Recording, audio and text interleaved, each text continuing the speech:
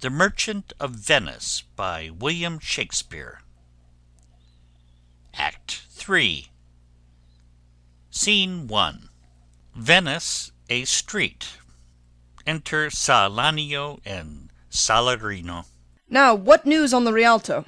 Why, yet it lives there unchecked that Antonio hath a ship of rich lading wrecked on the narrow seas, the Goodwins I think they call the place, a very dangerous flat and fatal, where the carcasses of many a tall ship lie buried, as they say, if my gossip report be an honest woman of her word. I would she were as lying a gossip in that as ever napped ginger or made her neighbours believe she wept for the death of a third husband, but it is true, without any slips of prolixity or crossing the plain highway of talk, that the good Antonio, the honest Antonio, oh, that I had a title good enough to keep his name company. Come, the full stop. What sayest thou? Why, the end is, he hath lost a ship. I would it might prove the end of his losses. Let me say amen betimes, lest the devil cross my prayer, for here he comes in the likeness of a Jew. Enter Shylock. You knew none so well as you of my daughter's flight. That's certain. I, for my part, knew the tailor that made the wings she flew withal. And Shylock, for his own part, knew the bird was fledged, and then it is the complexion of them all to leave the dam. She is damned for it. That's certain, if the devil may be her judge. My own flesh and blood to rebel! Out upon it, old carrion! Rebels it at these years? I say my daughter is my flesh and my blood. There is more difference between thy flesh and hers than between jet and ivory, more between your bloods than there is between red wine and Rhenish. But tell us, do you hear whether Antonio have had any loss at sea or no? There I have another bad match, a bankrupt, a prodigal, who dare scarce show his head on the Rialto, a beggar that used to come so smug upon the mart. Let him look to his bond. He was wont to call me usurer. Let him look to his bond. He was wont to lend money for a Christian courtesy. Let him look to his bond. Why, I am sure if he forfeit, thou wilt not take his flesh. What's that good for? To bait fish withal. If it will feed nothing else, it will feed my revenge. He hath disgraced me, and hindered me 500,000, laughed at my losses, mocked at my gains, scorned my nation, thwarted my bargains, cooled my friends, heated mine enemies. And what is reason? I am a Jew. Hath not a Jew eyes? Hath not a Jew hands, organs, dimensions, senses, affections, passions, fed with the same food, hurt with the same weapons, subject to the same diseases, healed by the same means, warmed and cooled by the same winter and summer as a Christian is? If you prick us, do we not bleed? If you tickle us, do we not laugh? If you poison us, do we not die?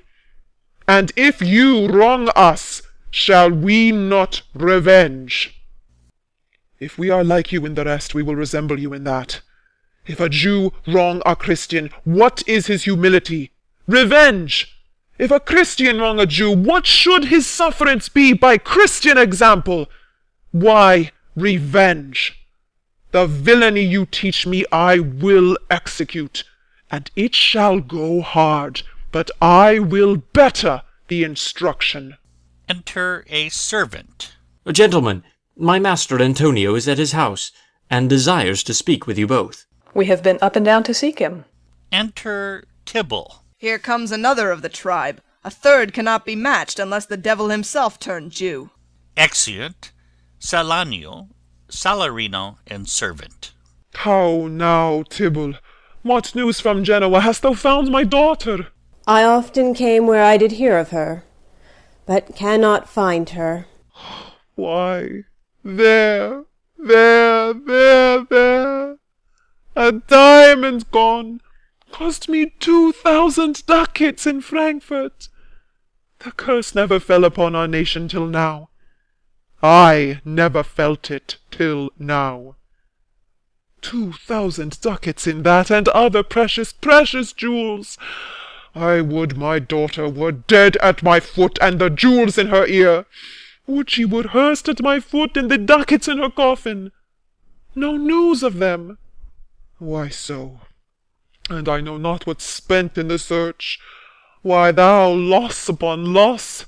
The thief gone with so much, and so much to find the thief!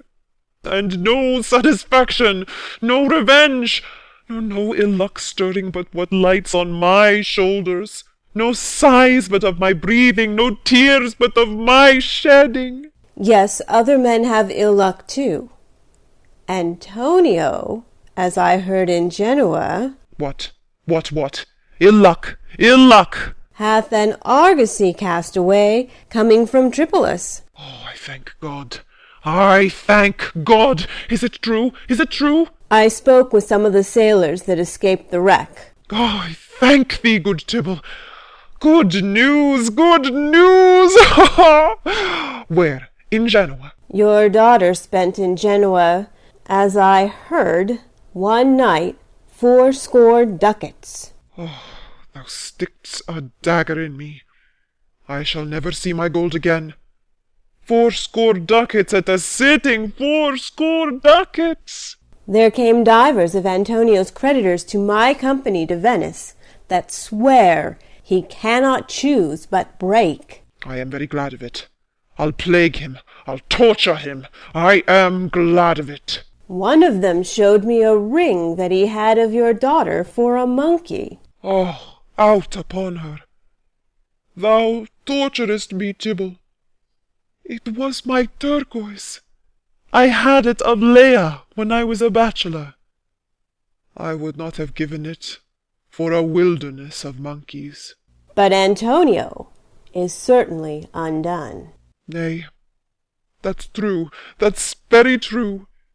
Go, Tibble, fee me an officer, bespeak him a fortnight before. I will have the heart of him if he forfeit. For were he out of Venice, I can make what merchandise I will. Go, Tibble, and meet me at our synagogue. Go, good Tibble, at our synagogue, Tibble. Exeunt. Scene 2. Belmont. A room in Portia's house. Enter Bassanio, Portia, Gratiano, Nerissa, and attendants. I pray you tarry. Pause a day or two before you hazard, for in choosing wrong I lose your company. Therefore forbear a while. There's something tells me, but it is not love, I would not lose you. And you know yourself, hate counsels not in such equality. But lest you should not understand me well, and yet a maiden hath no tongue but thought, I would detain you here some month or two before you venture for me. I could teach you how to choose right, but then I am forsworn. So will I never be, so may you miss me. But if you do, you'll make me wish a sin that I had been forsworn. Beshrew your eyes! They have o'erlooked me and divided me. One half of me is yours, the other half yours. Mine own I would say, but if mine, then yours, and so all yours. Oh, these naughty times puts bars between the owners and their rights, and so, though yours, not yours. Prove it so. Let fortune go to hell for it, not I. I speak too long, but 'tis to pease the time, to eke it and to draw it out in length, to stay you from election. Let me choose, for as I am, I live upon the rack. Upon the rack, Bassanio? Then confess what treason there is mingled with your love. None but that ugly treason of mistrust, which makes me fear the enjoying of my love. There may as well be amity and life tween snow and fire as treason and my love. Ay, but I fear you speak upon the rack, where men enforced do speak anything. Promise me life, and I'll confess the truth. Well then, confess and live. Confess and love had been the very sum of my confession. Oh, happy torment, when my torturer doth teach me answers for deliverance! But let me to my fortune and the caskets. Away then. I am locked in one of them. If you do love me, you will find me out. Nerissa and the rest stand all aloof. Let music sound while he doth make his choice. Then, if he lose, he makes a swan-like end, fading in music. That the comparison may stand more proper, my eye shall be the stream and watery deathbed for him. He may win. And what is music then? Then music is even as the flourish when true subjects bow to a new crowned monarch. Such it is, as are those dulcet sounds in break of day that creep into the dreaming bridegroom's ear and summon him to marriage. Now he goes, with no less presence, but with much more love, than young Alcides, when he did redeem the virgin tribute paid by howling Troy to the sea-monster. I stand for sacrifice. The rest aloof are the Dardanian wives, with bleared visages come forth to view the issue of the exploit. Go, Hercules! Live thou, I live. With much, much more dismay I view the fight than thou that makest the fray. A song, while Bassanio comments on the caskets to himself. Tell me, where is fancy bred? Or in the heart, or in the head? How begot, how nourished? Reply, reply. It is engendered in the eyes, with gazing fed, and fancy dies in the cradle where it lies. Let us all ring fancy's knell. I'll begin it. Ding dong bell, ding dong bell. So may the outward shows be least themselves. The world is still deceived with ornament. In law, what plea so tainted and corrupt, but being seasoned with a gracious voice, obscures the show of evil? In religion, what damned error but some sober brow will bless it and approve it with a text, hiding the grossness with fair ornament? There is no vice so simple but assumes some mark of virtue on his outward parts. How many cowards, whose hearts are all as false as stairs of sand, wear yet upon their chins the beards of Hercules and frowning Mars, who, inward searched, have livers white as milk, and these assume but valour's excrement to render them redoubted. Look on beauty, and you shall see 'tis purchased by the weight, which therein works a miracle in nature, making them lightest that wear most of it. So are those crisped, snaky, golden locks, which make such wanton gambols with the wind upon supposed fairness, often known to be the dowry of a second head, the skull that bred them in the sepulchre. Thus ornament is but the guiled shore to a most dangerous sea, the beauteous scarf veiling an Indian beauty. In a word, the seeming truth which cunning times put on to entrap the wisest. Therefore, thou gaudy gold, hard food for Midas, I will none of thee, nor none of thee, thou pale and common drudge 'tween man and man. But thou meagre lead, which rather threatenest than dost promise aught, thy plainness moves me more than eloquence, and here choose I. Joy be the consequence. Aside. How all the other passions fleet to air, as doubtful thoughts and rash embrace despair, and shuddering fear and green-eyed jealousy.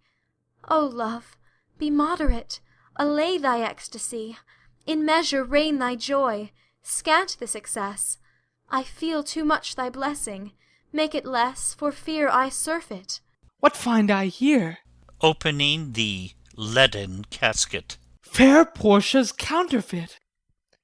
What demigod hath come so near creation? Move these eyes, or whether, riding on the balls of mine, seem they in motion? Here are severed lips, parted with sugar breath. So sweet a bar should sunder such sweet friends. Here in her hairs the painter plays the spider, and hath woven a golden mesh to entrap the hearts of men faster than gnats in cobwebs. But her eyes! How could he see to do them? Having made one, methinks it should have power to steal both his and leave itself unfurnished. Yet look how far the substance of my praise doth wrong this shadow in underprizing it, so far this shadow doth limp behind the substance. Here's the scroll, the continent and summary of my fortune. You that choose not by the view, chance as fair and choose as true. Since this fortune falls to you, be content and seek no new. If you be well pleased with this, and hold your fortune for your bliss, turn to where your lady is, and claim her with a loving kiss. A gentle scroll. Fair lady, by your leave, Kissing her. I come by note to give and to receive, like one of two contending in a prize, that thinks he hath done well in people's eyes, hearing applause and universal shout, giddy in spirit, still gazing in a doubt whether these pearls of praise be his or no. So, thrice fair lady, stand I, even so, as doubtful whether what I see be true, until confirmed, signed, ratified, by you. You see me, Lord Bassanio, where I stand, such as I am. Though for myself alone I would not be ambitious in my wish to wish myself much better, yet for you I would be trebled 20 times myself, 1,000 times more fair, 10,000 times more rich, that only to stand high in your account I might in virtues, beauties, livings, friends exceed account. But the full sum of me is sum of something which, to term in gross, is an unlessoned girl, unschooled, unpractised. Happy in this, she is not yet so old but she may learn. Happier than this, she is not bred so dull but she can learn. Happiest of all is that her gentle spirit commits itself to yours to be directed, as from her lord, her governor, her king. Myself and what is mine to you and yours is now converted. But now I was the lord of this fair mansion, master of my servants, queen, or myself. And even now, but now this house, these servants, and this same myself are yours, my lord's. I give them with this ring, which when you part from, lose, or give away, let it presage the ruin of your love, and be my vantage to exclaim on you. Madam, you've bereft me of all words. Only my blood speaks to you in my veins, and there is such confusion in my powers, as after some oration fairly spoke by a beloved prince there doth appear among the buzzing pleased multitude, where every something being blent together turns to a wild of nothing, save of joy, expressed and not expressed. But when this ring parts from this finger, then parts life from hence. Oh, then be bold to say, Bassanio's dead. My lord and lady, it is now our time that have stood by and seen our wishes prosper, to cry, Good joy, my lord and lady. My lord Bassanio and my gentle lady, I wish you all the joy that you can wish, for I am sure that you can wish none from me. And when your honours mean to solemnize the bargain of your faith, I do beseech you even at that time I may be married too. With all my heart, so thou canst get a wife. I thank your lordship, you have got me one. My eyes, my lord, can look as swift as yours. You saw the mistress, I beheld the maid. You loved, I loved. For intermission no more pertains to me, my lord, than you. Your fortune stood upon the caskets there, and so did mine too, as the matter falls. For wooing here until I sweat again, and swearing till my very roof was dry with oaths of love, at last, if promise last, I got a promise of this fair one here to have her love, provided that your fortune achieved her mistress. Is this true, Nerissa? Madame, it is. So you stand pleased withal?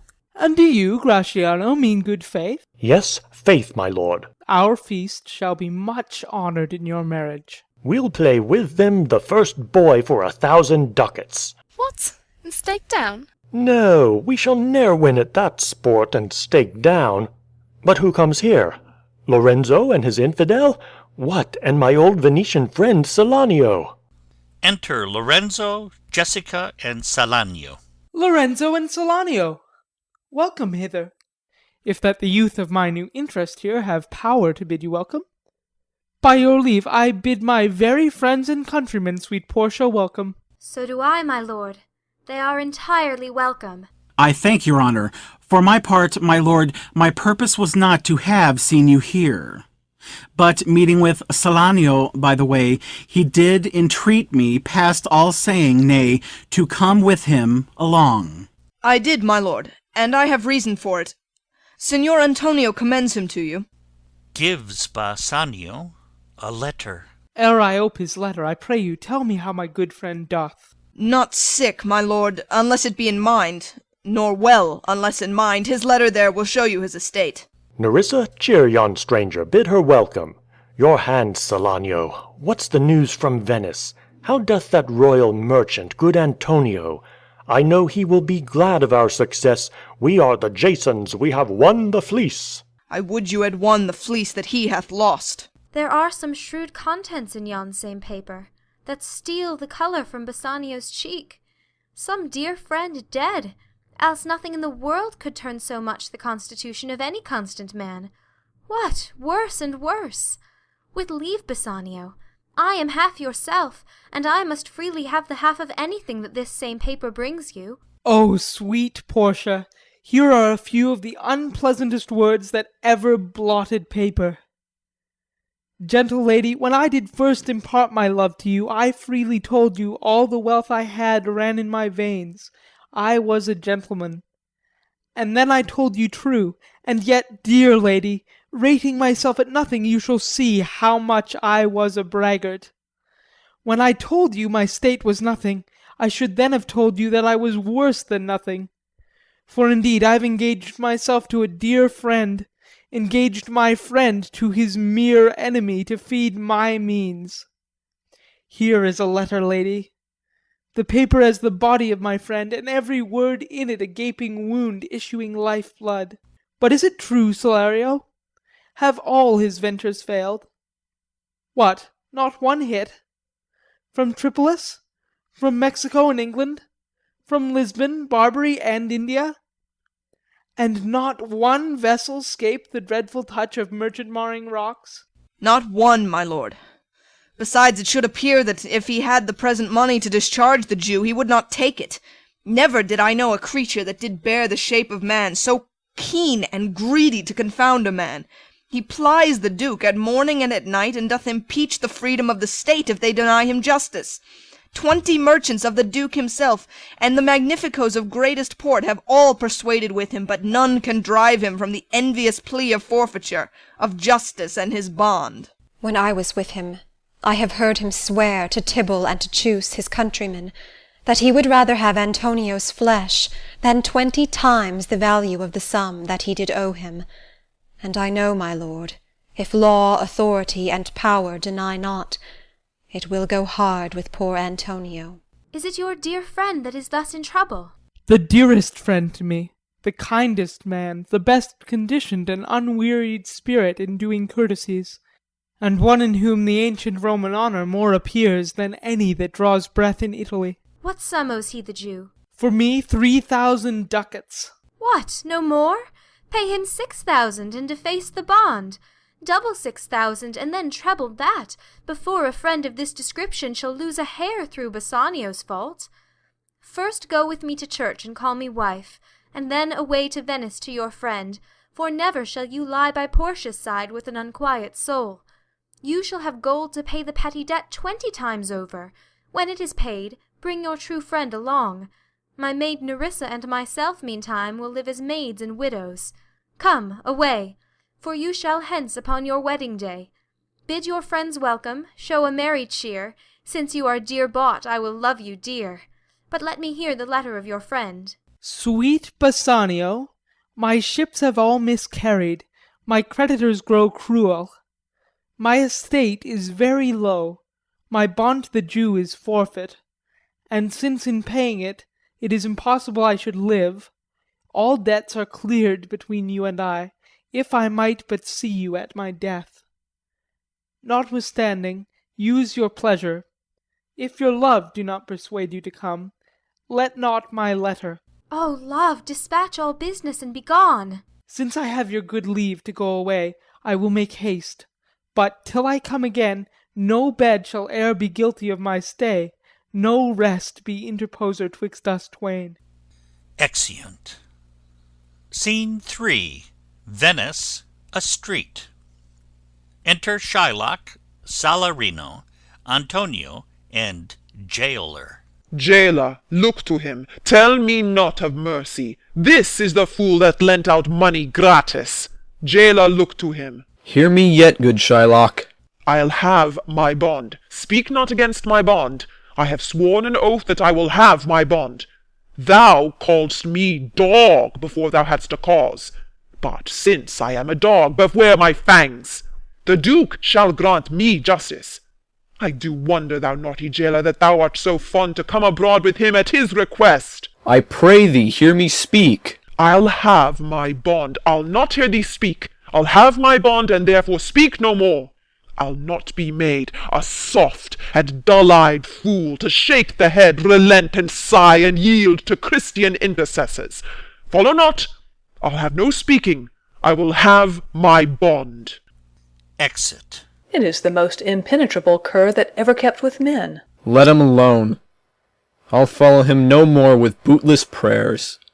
He seeks my life. His reason well I know. I oft delivered from his forfeitures many that have at times made moan to me. Therefore he hates me. I am sure the Duke will never grant this forfeiture to hold. The Duke cannot deny the course of law, for the commodity that strangers have with us in Venice, if it be denied, 'twill much impeach the justice of the state, since that the trade and profit of the city consisteth of all nations. Therefore go. These griefs and losses have so baited me, that I shall hardly spare a pound of flesh tomorrow to my bloody creditor. Well, Gaoler, on. Pray God, Bassanio come to see me pay his debt, and then I care not. Exeunt. Scene 4. Belmont, a room in Portia's house. Enter Portia, Nerissa, Lorenzo, Jessica, and Balthazar. Madam, although I speak it in your presence, you have a noble and a true conceit of godlike amity, which appears most strongly in bearing thus the absence of your lord. But if you knew to whom you show this honour, how true a gentleman you send relief, how dear a lover of my lord your husband, I know you would be prouder of the work than customary bounty can enforce you. I never did repent for doing good, nor shall not now. For in companions that do converse and waste the time together, whose souls do bear an equal yoke of love, there must be needs a like proportion of lineaments, of manners, and of spirit. Which makes me think that this Antonio, being the bosom lover of my lord, must needs be like my lord. If it be so, how little is the cost I have bestowed in purchasing the semblance of my soul from out the state of hellish cruelty. This comes too near the praising of myself, therefore no more of it. Hear other things. Lorenzo, I commit into your hands the husbandry and manage of my house until my lord's return. For mine own part, I have toward heaven breathed a secret vow to live in prayer and contemplation, only attended by Nerissa here, until her husband and my lord's return. There is a monastery 2 miles off, and there we will abide. I do desire you not to deny this imposition, the which my love and some necessity now lays upon you. Madam, with all my heart I shall obey you in all fair commands. My people do already know my mind, and will acknowledge you and Jessica in place of Lord Bassanio and myself. So fare you well till we shall meet again. Fair thoughts and happy hours attend on you. I wish your ladyship all heart's content. I thank you for your wish, and am well pleased to wish it back on you. Fare you well, Jessica. Exeunt. Jessica and Lorenzo. Now, Balthazar, as I have ever found thee honest true, so let me find thee still. Take this same letter, And use thou all the endeavour of a man in speed to Padua. See thou render this into my cousin's hands, Dr. Bellario, and look what notes and garments he doth give thee. Bring them, I pray thee, with imagined speed unto the trajet, to the common ferry which trades to Venice. Waste no time in words, but get thee gone. I shall be there before thee. Madam, I go with all convenient speed. Exit. Come on, Nerissa. I have work in hand that you yet know not of. We'll see our husbands before they think of us. Shall they see us? They shall, Nerissa, but in such a habit that they shall think we are accomplished with that we lack. I'll hold thee any wager, when we are both accoutred like young men, I'll prove the prettier fellow of the two, and wear my dagger with the braver grace, and speak between the change of man and boy with a reed voice, and turn 2 mincing steps into a manly stride, and speak of phrase like a fine bragging youth, and tell quaint lies, how honourable ladies sought my love, which I denying, they fell sick and died. I could not do withal. Then I'll repent, and wish for all that I had not killed them. And 20 of these puny lies I'll tell, that men shall swear I have discontinued school about a 12-month. I have within my mind 1,000 raw tricks of these bragging jacks, which I will practise. Why, shall we turn to men? Fie! What a question's that, if thou wert near a lewd interpreter? But come, I'll tell thee all my whole device when I am in my coach, which stays for us at the park gate, and therefore haste away, for we must measure 20 miles to-day. Exeunt. Scene 5. The same. A garden. Enter Lancelot and Jessica. Yes, truly. For look you, the sins of the father are to be laid upon the children. Therefore, I promise you, I fear you. And I was always plain with you, and so now I speak my agitation of the matter. Therefore be good of cheer, for truly I think you are damned. There is but one hope in it that can do you any good, and that is but a kind of bastard hope neither. And what hope is that, I pray thee? Mary, you may partly hope that your father got you not, that you are not the Jew's daughter. That were a kind of bastard hope indeed. So the sins of my mother should be visited upon me. Truly, then, I fear you are damned, both by father and mother. Thus, when I shun Scylla, your father, I fall into Charybdis, your mother. Well, you are gone both ways. I shall be saved by my husband. He hath made me a Christian. Truly, the more to blame he. We were Christians enow before, e'en as many as could well live one by another. This making of Christians will raise the price of hogs. If we grow all to be pork-eaters, we shall not shortly have a rasher on the coals for money. I'll tell my husband, Lancelot, what you say. Here he comes. Enter Lorenzo. I shall grow jealous of you shortly, Lancelot, if you thus get my wife into corners. Nay, you need not fear us, Lorenzo. Lancelot and I are out. He tells me flatly there's no mercy for me in heaven because I am a Jew's daughter. And he says you are no good member of the Commonwealth, for in converting Jews to Christians you raise the price of pork. I shall answer that better to the Commonwealth than you can the getting up of the Negro's belly. The Moor is with child by you, Lancelot. It is much that the Moor should be more than reason. But if she be less than an honest woman, she is indeed more than I took her for. How every fool can play upon the word! I think the best grace of wit will shortly turn into silence, and discourse grow commendable in none only but parrots. Go in, sirrah, bid them prepare for dinner. That is done, sir. They have all stomachs. Goodly lord, what a wit-snapper are you! Then bid them prepare dinner. That is done too, sir. Only cover is the word. Will you cover, then, sir? Not so, sir. Neither. I know my duty. Yet more quarrelling with occasion. Wilt thou show the whole wealth of thy wit in an instant? I pray thee understand a plain man in his plain meaning. Go to thy fellows, bid them cover the table, serve in the meat, and we will come in to dinner. For the table, sir, it shall be served in. For the meat, sir, it should be covered. For your coming in to dinner, sir, why, let it be as humours and conceits shall govern. Exit. Oh, dear discretion, how his words are suited! The fool hath planted in his memory an army of good words, and I do know a many fools that stand in better place, garnished like him, that for a tricksy word defy the matter. How cheerest thou, Jessica? And now, good sweet, say thy opinion. How dost thou like the Lord Bassanio's wife? Past all expressing. It is very meet the Lord Bassanio live an upright life, for having such a blessing in his lady, he finds the joys of heaven here on earth. And if on earth he do not merit it, in reason he should never come to heaven. Why, if two gods should play some heavenly match, and on the wager lay two earthly women, and Portia one, there must be something else pawned with the other, for the poor rude world hath not her fellow. Even such a husband hast thou of me, as she is for a wife. Nay, but ask my opinion too of that. I will, anon. First let us go to dinner. Nay, let me praise you while I have a stomach. No, pray thee, let it serve for table talk. Then, howsoe'er thou speakest, 'mong other things, I shall digest it. Well, I'll set you forth. Exeunt.